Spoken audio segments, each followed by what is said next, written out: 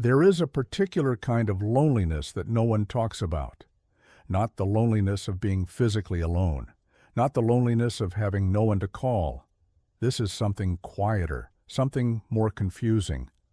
The loneliness of being surrounded by people and still feeling like you are standing on the other side of a glass wall, watching them laugh and connect and belong, while you remain somehow outside, always outside.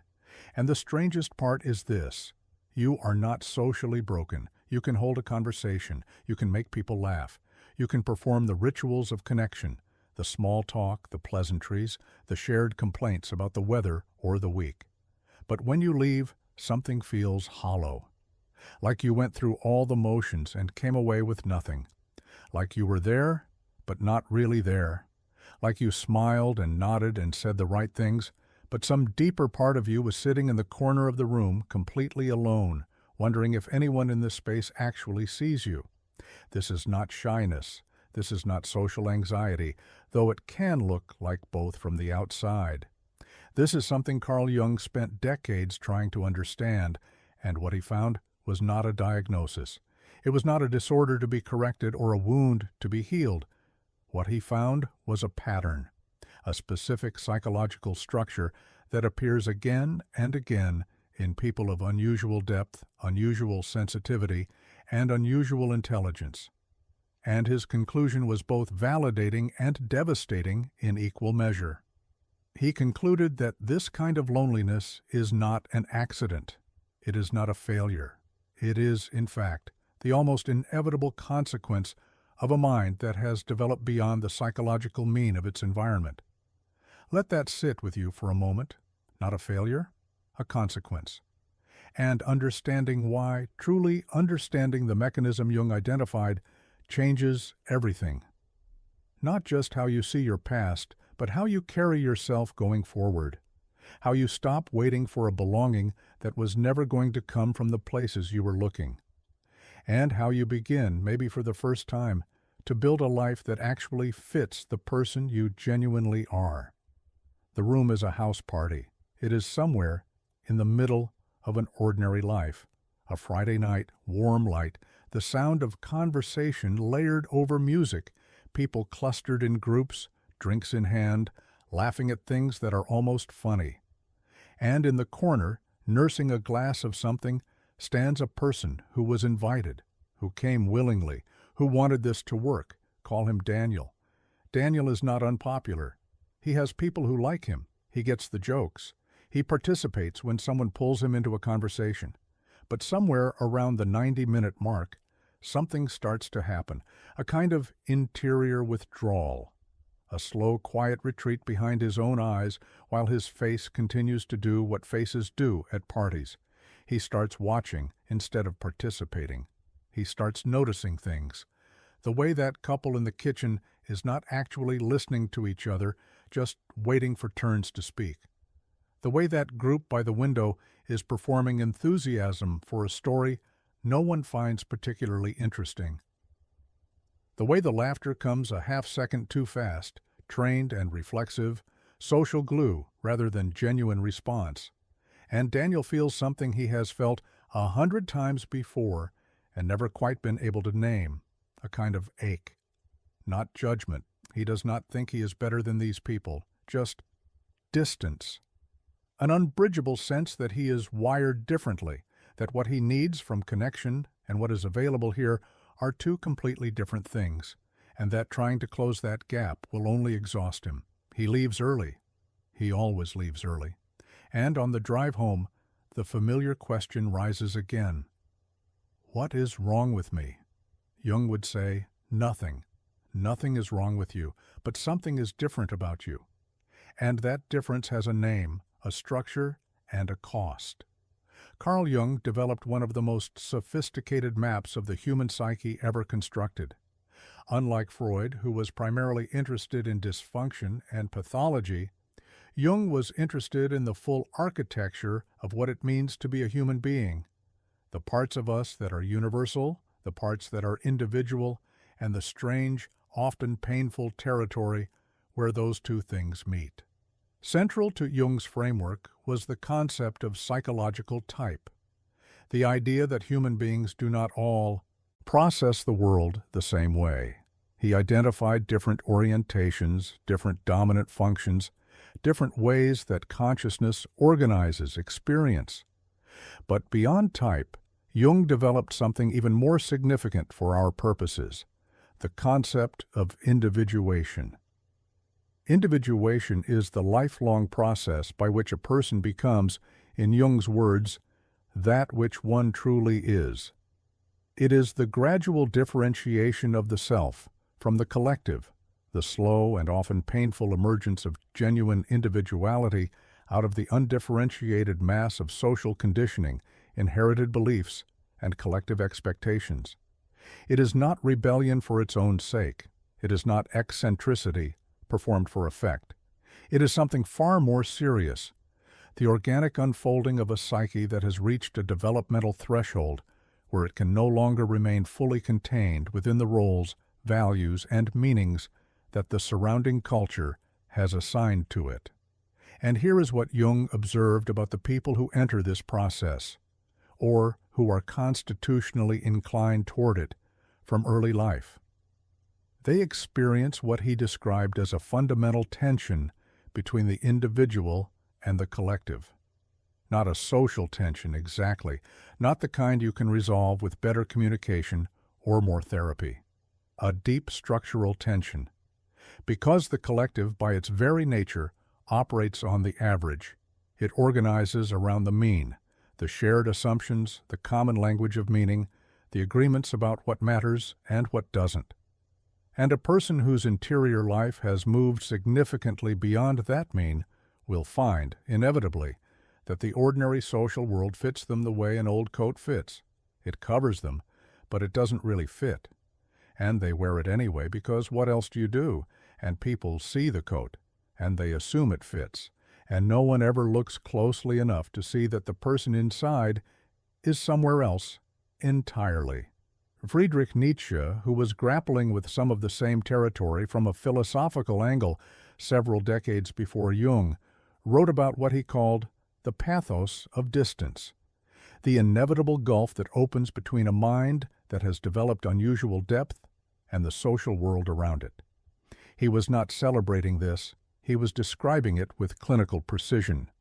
The higher the individual's development, Nietzsche observed, the more acute the loneliness, not because connection becomes less desirable, but because the terms of ordinary connection become less possible. Jung read Nietzsche carefully.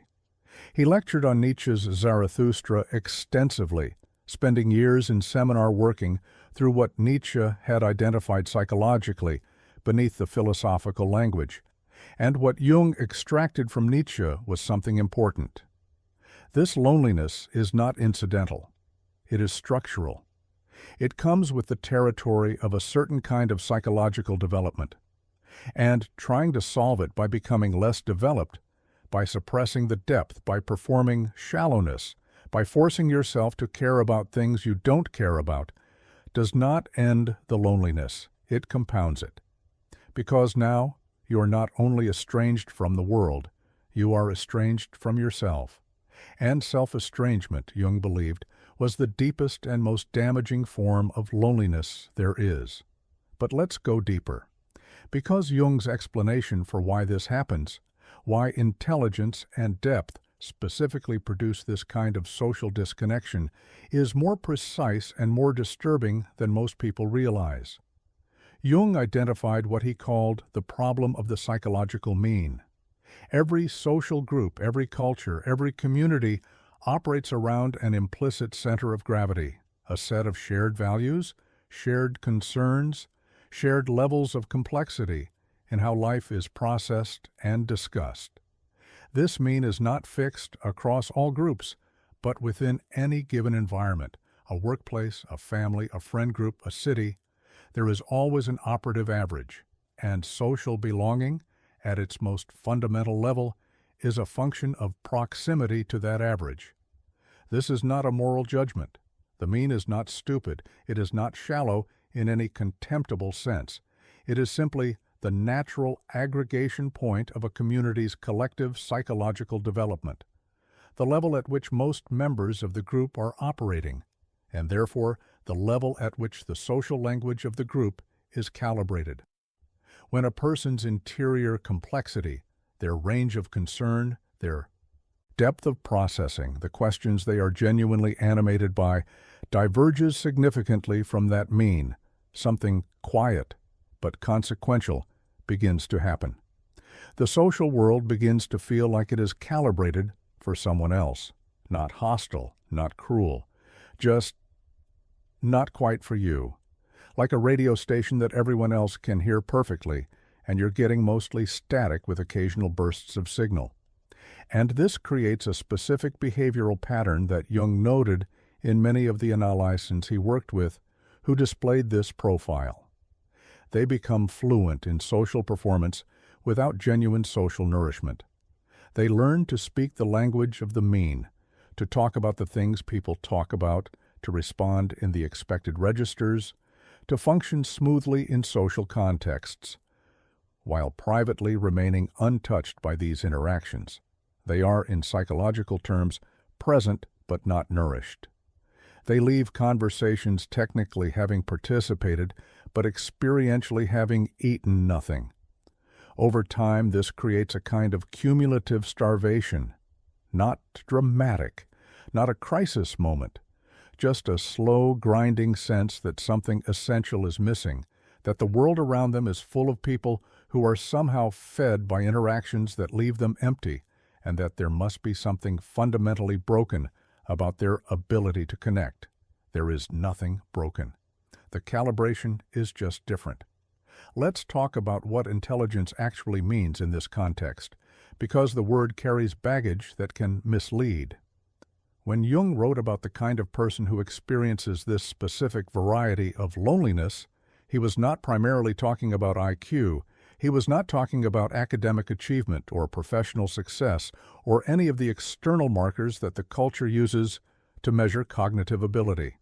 He was talking about something more interior and more difficult to quantify, what he and later depth psychologists would describe as psychological complexity, the capacity to hold multiple contradictory truths simultaneously, to think in systems rather than binaries, to be genuinely interested in the underlying structure of experience rather than just its surface appearances.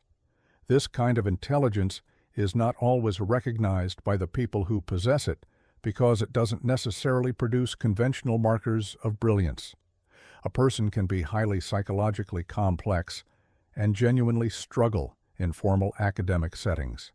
They can be deeply philosophically oriented and perform poorly on standardized measures of intelligence. What defines this profile is not test scores. It is a particular relationship to depth, an almost involuntary tendency to look beneath surfaces, to ask the second question after everyone else has accepted the first answer, to find the conventional explanations for things persistently unsatisfying. And this tendency, Jung observed, has a specific social consequence, because ordinary social conversation is almost entirely organized around surfaces, around the first answer, around the shared agreement not to look too closely at anything, because looking too closely is uncomfortable. And social cohesion depends in part on a mutual agreement to remain at a certain depth. Small talk is not accidental or frivolous. It is the lubricant of social life, the low-stakes shared reality that makes community possible for the majority of people. And there is nothing wrong with that. But for the person who is constitutionally oriented toward the depths, participation in this surface-level reality requires a constant, exhausting self-suppression that leaves them feeling more isolated at the end of a social interaction than before it began. There is a character in the history of psychological study that Jung returned to repeatedly, not by name, but by type. The person who sees through things, not someone who is suspicious or paranoid, someone who simply perceives, almost involuntarily, the psychological dynamics operating beneath the surface of social situations. They walk into a room and they know without being told, who has the power and who is pretending to have it. They can tell within minutes of meeting someone whether that person is at peace with themselves or performing peace. They register emotional subtext that most people around them completely miss. They notice the thing no one says. And this capacity, which sounds like a gift, is experienced most of the time as a burden. Because you cannot unknow what you know. Because seeing the dynamics beneath the surface means you are always operating on two levels simultaneously: the explicit level of what is being said and done, and the implicit level of what is actually happening. And when those two levels diverge significantly, when the party is supposed to be fun, but the undercurrent is actually anxiety and performance, the person who sees both cannot simply choose to see only the top layer. They are stuck with both, the music and the static at the same time.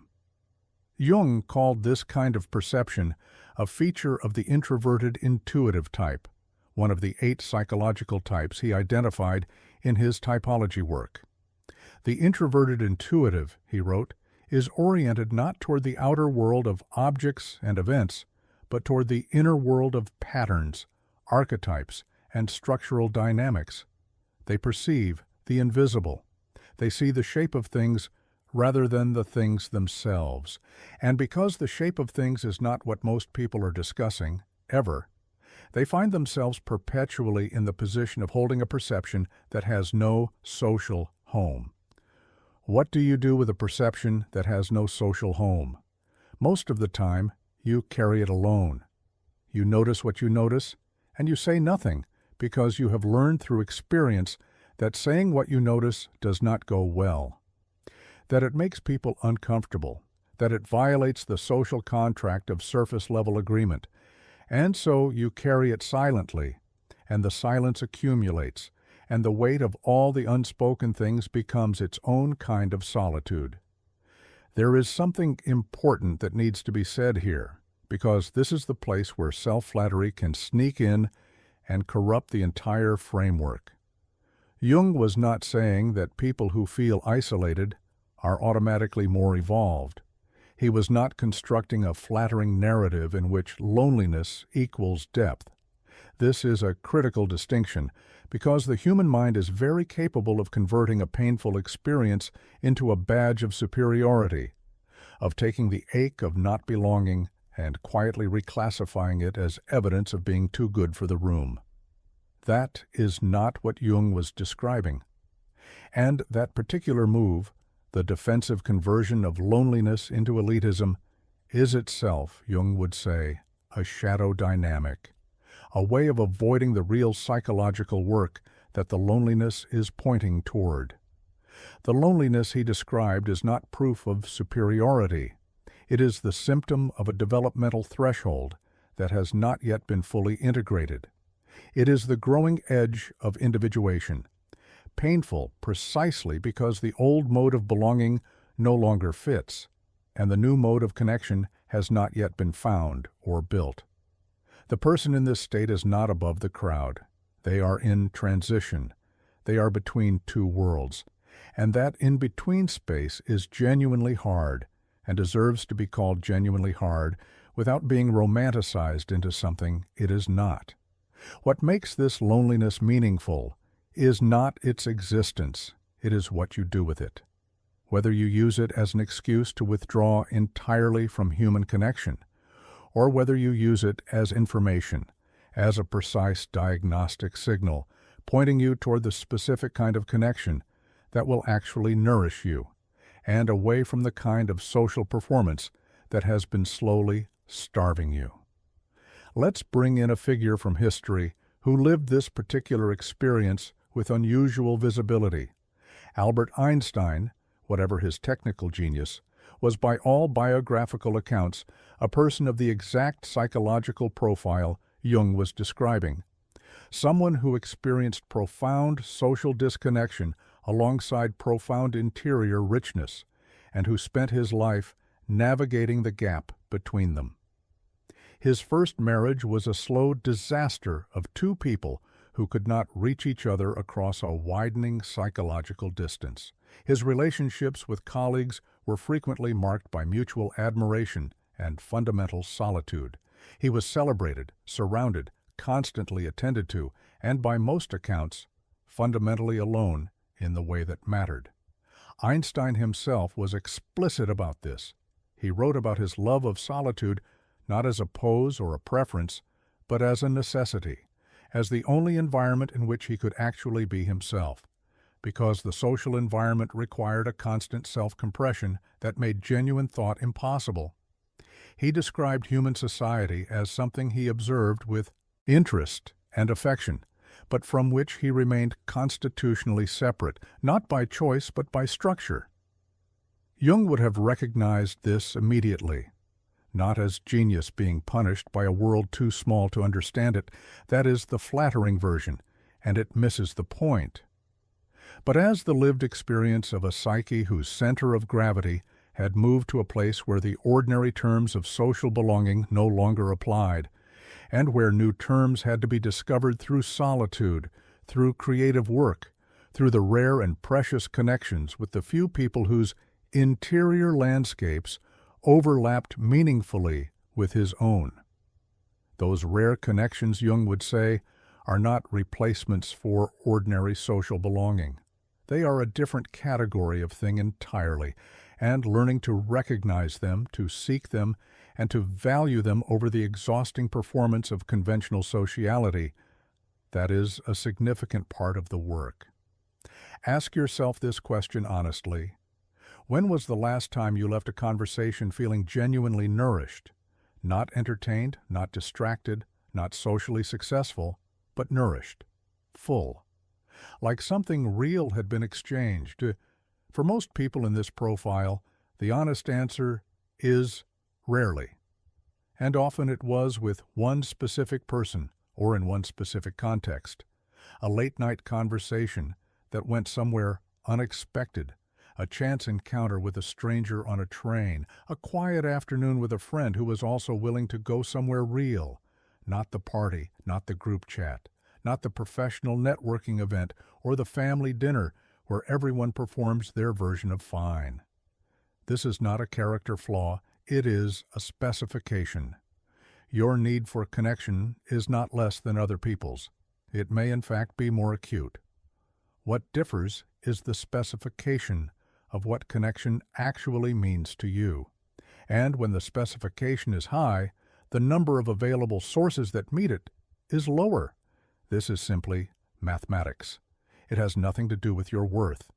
But here is where Jung's framework becomes practically transformative rather than just intellectually interesting. Because understanding the mechanism, understanding that your loneliness is a structural consequence of a high specificity need for depth, not a punishment, not a pathology, not evidence of something irreparably broken, changes your relationship to the loneliness itself.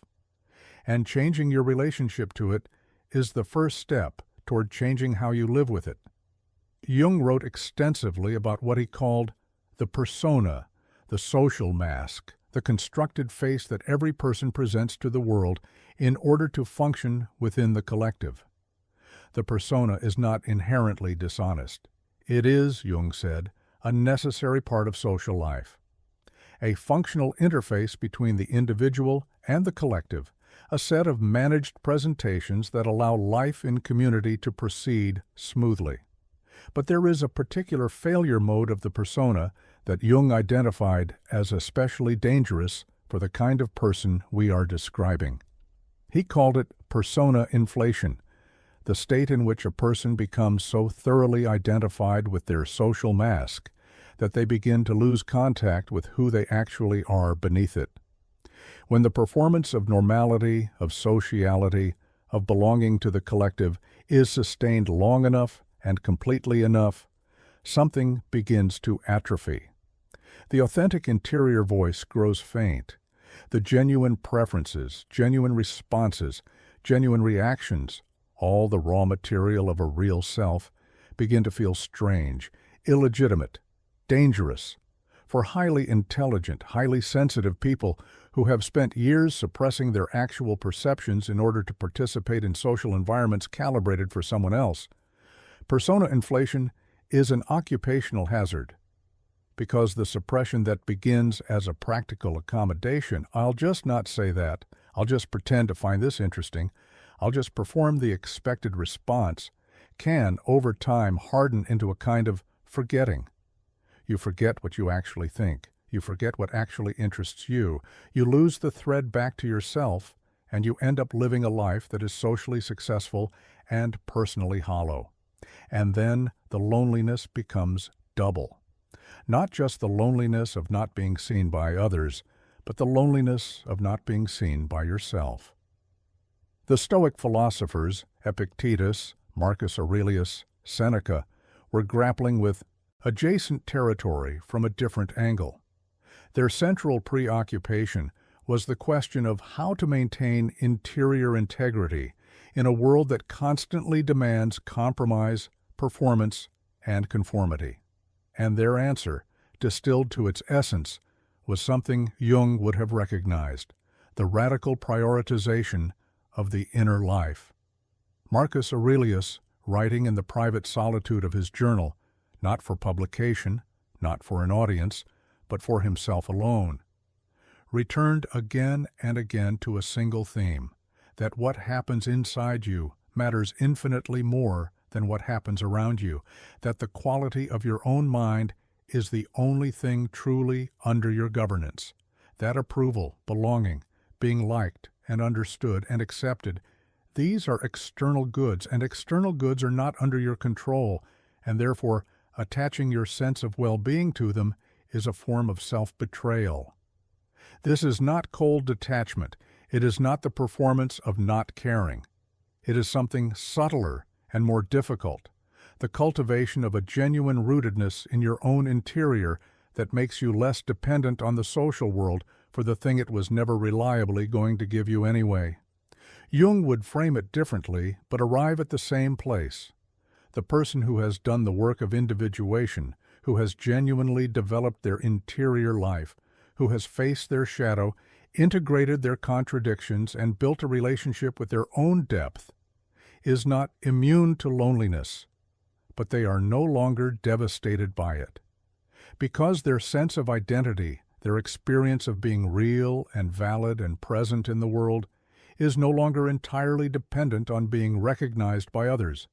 They have found what Jung called the self, the deeper organizing center of the psyche, and when you have found that, you are never entirely alone, because the most important presence is always with you. This is also where Eastern philosophy offers something Western psychology often misses. In the Buddhist tradition, there is a concept called aloneness without loneliness. The distinction between solitude experienced as deprivation and solitude experienced as fullness. The lonely person is someone who is alone and wishes they were not, who experiences their solitude as evidence of rejection, as a wound, as something to be escaped. The truly solitary person, in the spiritual sense, is someone who inhabits their aloneness completely, who finds it not empty but full, who has learned that the deepest source of nourishment is not external, but interior. The Japanese have a word, ma, which refers to the meaningful space between things, the pause in music, the silence in conversation, the empty space in a room that gives the objects in it their presence and their meaning. There is an understanding in this tradition that empty space is not absence, it is structure. It is where the real thing lives. For the psychologically complex person who has spent their life experiencing their solitude as empty space, as the gap where belonging should be. This reframing is not merely poetic, it is architectural. It changes what the space is for. It transforms the experience from one of lack to one of capacity. The space is where you think. The space is where you know things. The space is where the perceptions that no one else is having become available to you. The space, in other words, is the source of the very thing that makes you who you are. And when you understand that, something begins to shift. Let's talk about what the research of lived experience says about this, because Jung's framework is not purely theoretical. It maps onto patterns that are visible and documentable in human biography. The people who have historically contributed most significantly to culture, to thought, to art, to science. The people whose interior complexity left a permanent mark on how the rest of us understand the world are, with unusual frequency, people who described precisely this experience of social loneliness alongside profound interior richness. This is not a coincidence. It is the mechanism in action.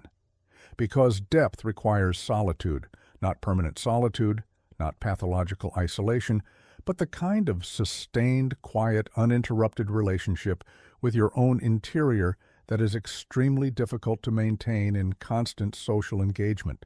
The great thinkers, the great artists, the great spiritual figures across cultures and centuries, virtually all of them describe a fundamental relationship with solitude that was not a consolation prize for social failure, but a necessary condition for the work they were doing. Rainer Maria Rilke, the poet whose letters to a young poet remain one of the most psychologically penetrating documents in the Western literary tradition, wrote with extraordinary precision about this exact territory. He wrote that loneliness is the primary condition of the genuinely interior life, not a problem to be solved, but a climate to be inhabited. He told the young Franz Capus that the only way through loneliness was deeper into it, that the people who run from their solitude into the noise of social life never find what they are looking for, because what they are looking for cannot be found there. Rilke was not prescribing isolation. He was describing something more precise, the necessity of befriending your own interiority before you can genuinely connect with another person's. Because you cannot bring yourself to a relationship if you have abandoned yourself to the performance of belonging. And the person who has never been alone in the deep sense, never sat with themselves long enough to know who they actually are, cannot actually connect. They can only perform connection, which is exactly what leaves everyone hungry. There is a comment you've probably left, or wanted to leave, or seen someone else leave. That goes something like, "I feel like I've been in rooms full of people my whole life and still felt completely alone." That comment, or something like it, gets thousands of responses that all say the same thing: "Me too, me too." And the fact that so many people share this experience does not make it less lonely.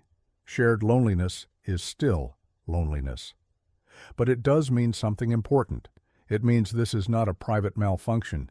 It is a recognizable psychological condition with a structure, with a cause, and crucially, with a path through it. The path is not finding the right social situation.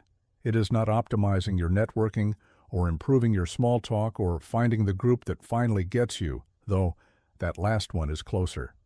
The path in Jung's framework is the work of individuation itself, the deliberate, difficult, ongoing process of becoming more fully and honestly yourself, of stripping away the persona inflation, of recovering the authentic interior voice that years of social performance may have muffled, of developing a genuine relationship with your own depth rather than carrying it around as a burden. Because here is the paradox that Jung returned to repeatedly. The people who most deeply want to be seen are often the people who are most thoroughly hidden, not by others, but by themselves, by the accumulated layers of social performance, of saying the expected things, of suppressing the real perceptions, of editing the genuine responses. You cannot be seen if you are not present. And genuine presence, the kind that creates genuine connection, requires first being present to yourself. Søren Kierkegaard, the Danish philosopher whose entire body of work is essentially an extended meditation on the experience of being a self in a world that constantly pressures you not to be one, identified what he called the crowd as the primary enemy of genuine selfhood. Not evil people, not malicious institutions, the crowd. The aggregate pressure of collective mediocrity that pulls every individual toward the mean, that makes genuine individuality frightening and costly, that rewards performance and punishes authenticity. Kierkegaard's response to the crowd was not revolution or rebellion, it was inwardness. The deliberate cultivation of an interior life so rich and so genuine that the crowd's pressure could no longer reach the core of you. Not because you stopped caring what other people thought, that is its own kind of performance, but because you had found something more real to care about. Jung arrived at the same place through depth psychology.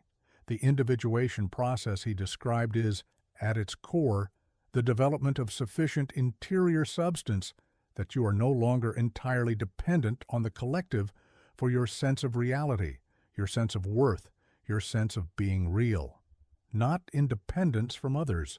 That is not the goal, and perfect independence is not possible or even desirable for human beings. But genuine interiority, a self that is actually there, that is not entirely constructed from social mirrors, that can be alone without ceasing to exist. This is what the loneliness of highly intelligent, highly perceptive people is pointing toward. Not the absence of connection, the invitation to a particular kind of development, the signal that the old terms of belonging no longer fit, and that new terms must be found, from the inside out, not the outside in. Think about the version of yourself that exists in your most honest moments, not the version you perform at parties or in professional settings or even in close relationships where certain habits of self-presentation have calcified over years. The version that exists at 3 in the morning when you can't sleep, or on long drives alone, or in the particular quality of consciousness that comes just before you fall asleep, when the social performance machinery finally goes quiet. That version is more complex than the one most people see. It holds more questions. It sees more. It feels more acutely the things that are not being said in the rooms it inhabits. It is probably somewhat exhausted from the gap between what it actually is and what it shows. Jung would say, that is the beginning of individuation. That ache of inauthenticity, that exhaustion of the performance, that private awareness that the life you are outwardly living does not fully contain the person inwardly living it, that is, the psyche announcing that something needs to change. Not necessarily the external circumstances, not the job or the city or the relationship, though sometimes those too.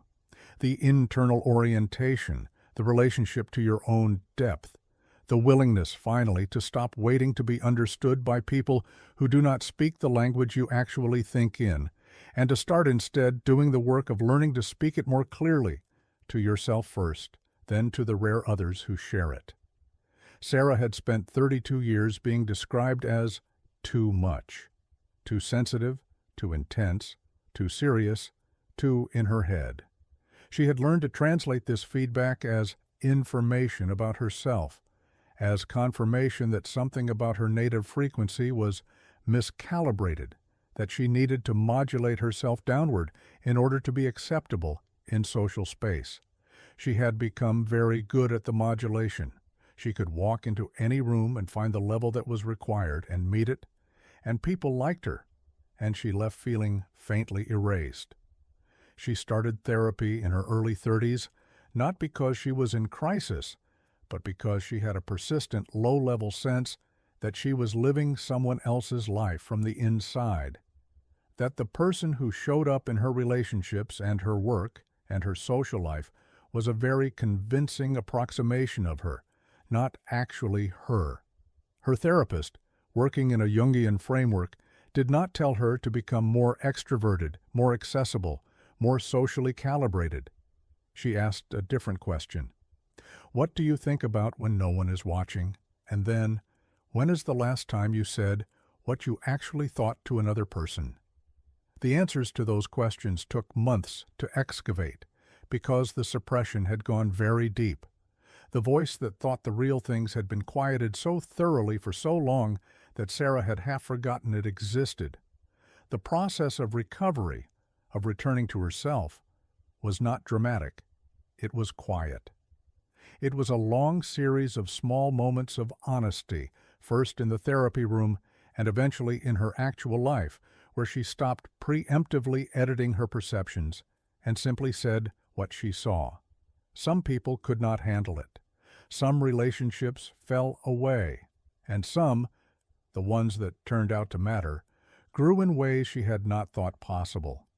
Because what she had been offering previously, the modulated performance of an acceptable version of herself, was not actually connecting. It was just creating the appearance of connection. The real thing only became available when the real person showed up. This is the transformation Jung was pointing toward, and it is worth being precise about what it is and what it is not. It is not the discovery that you are special and everyone else is mediocre. That is ego inflation dressed in the language of individuation, and it leads nowhere good. It is not the decision to stop trying to connect and retreat into permanent solitude. That is the wound winning, not the wound being worked with. It is not the end of loneliness. Loneliness is part of the human condition, and no psychological framework makes it disappear entirely. What it is, a fundamental reorientation of your relationship to your own interior. A decision, not once but repeatedly, daily, to treat your depth as an asset rather than a liability. To stop apologizing for your specificity. To stop performing a simplified version of yourself in hopes that it will be easier to love. To start recognizing the rare people whose interiority overlaps meaningfully with yours, and to invest in those connections rather than exhausting yourself trying to extract nourishment from the ones that were never going to give it. And perhaps most importantly, to develop the capacity to be alone without experiencing it as punishment. To find, in the solitude that has always been your natural habitat, whether you wanted it or not emptiness, but richness.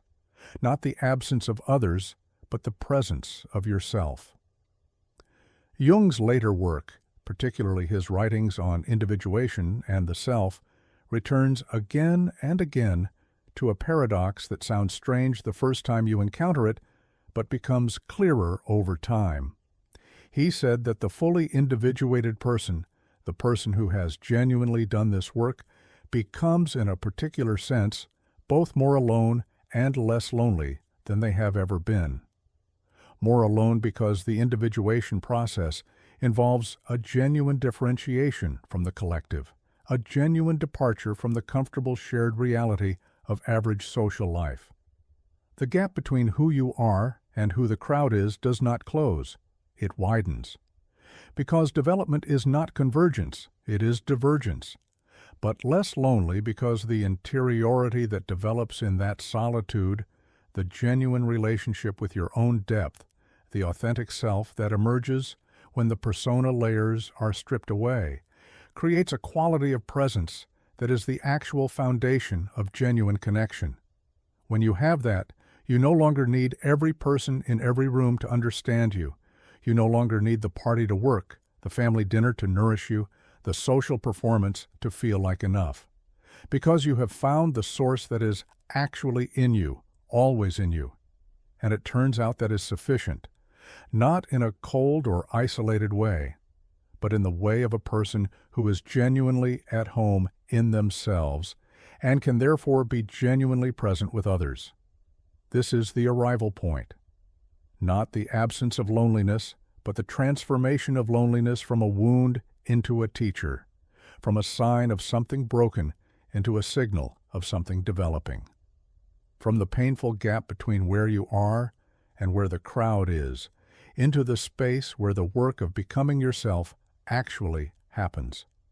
The glass wall you have felt between yourself and the people around you, the sense of watching from the outside, even when you are technically inside, is not a prison. It is a threshold. It is the psyche's way of telling you that you have been trying to live on the wrong side of your own depth. The nourishment you have been looking for in parties and groups and casual connections and the warm animal comfort of social belonging, some of it is there in the rare and real connections that are available to a person of your specificity. But most of it is in here, on this side of the glass, in the interior territory that you have been treating as the consolation prize, and that is, in fact, the main event. Jung spent his life trying to give people permission to take their own interiority seriously, to stop outsourcing their sense of reality to the collective, to stop measuring the validity of their perceptions by whether anyone else shares them, to understand that the deepest intelligence is not the kind that makes you more legible to the room. It is the kind that makes the room and everything in it more legible to you. You have been that kind of intelligent for as long as you can remember, and it has cost you in the currency of ordinary belonging more than you should have had to pay. But here is what Jung concluded, and what the whole arc of his psychology was pointing toward from the very beginning. The cost was not a mistake. The differentiation was not a punishment. The loneliness was not evidence of brokenness. It was the price of a particular kind of development, and what that development makes possible, in the fullness of time, in the quiet accumulation of an interior life genuinely lived, is something that cannot be purchased by any amount of belonging to things that were never built to hold you. Go back to the room where Daniel left early. He drives home. The question rises, what is wrong with me? And maybe this time he finds a different answer. Not nothing, because something is clearly happening, but not brokenness, not deficiency, not a self that needs to be fixed or compressed or modulated into a more acceptable frequency. A self that is, in the most precise Jungian sense, in the middle of becoming itself.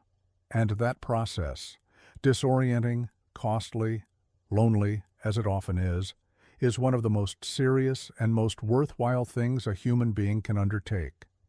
The question to sit with is this: are you willing to stop waiting for the world to be calibrated for you and start, finally, calibrating your life for the self that is actually there?